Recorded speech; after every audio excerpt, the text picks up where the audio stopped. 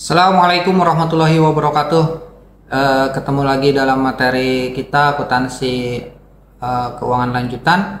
Terutama kita akan membahas terkait dengan laba akuntansi universitas. Berdasarkan PPRI nomor 60 tahun 1999 pasal 3, perguruan tinggi itu merupakan satuan pendidikan yang satu menyelenggarakan pendidikan tinggi, penelitian serta pengabdian kepada masyarakat. Yang kedua, pendidikan berupa penghasilan manusia terdidik. Yang ketiga, penelitian ini merupakan kegiatan taat kaidah dalam usaha mencari kebenaran dan menyelesaikan permasalahan yang berkaitan dengan ilmu pengetahuan.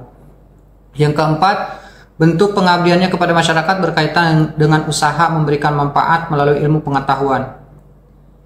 Bentuk-bentuk perguruan tinggi ini dibedakan berdasarkan definisinya. Yang pertama itu akademi, yang kedua politeknik, yang ketiga sekolah tinggi, yang keempat institut, yang kelima baru universitas. Di mana universitas ini bentuk perguruan tinggi yang menyelenggarakan program pendidikan akademik dan profesional dalam beberapa disiplin ilmu pengetahuan, teknologi, dan kesenian.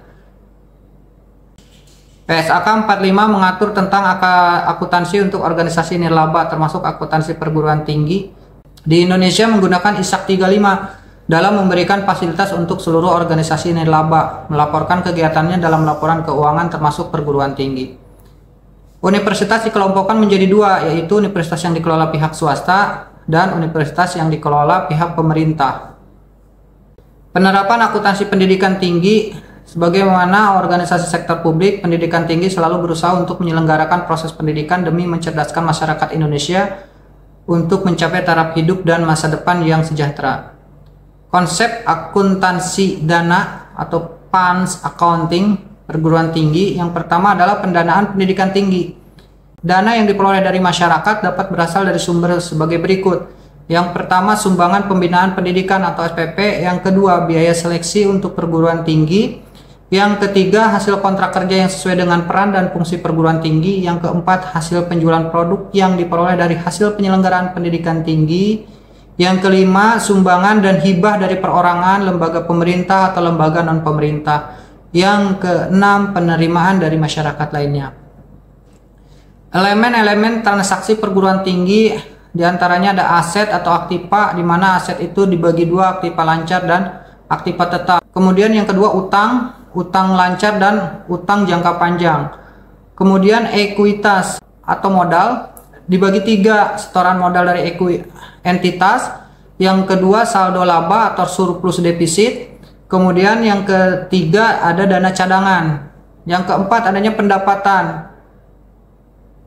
Yang kelima adanya biaya. Yang keenam adanya surplus. Surplus yakni kenaikan ekuitas dari transaksi tambahan atau insidensial suatu entitas. Yang ketujuh defisit, yakni penurunan ekuitas dari transaksi tambahan atau insidensial suatu entitas. Kemudian struktur dana untuk universitas terdiri atas yang pertama dana lancar, dana pinjaman, dana anuitas atau dana pensiun, dana abadi, dana pembangunan.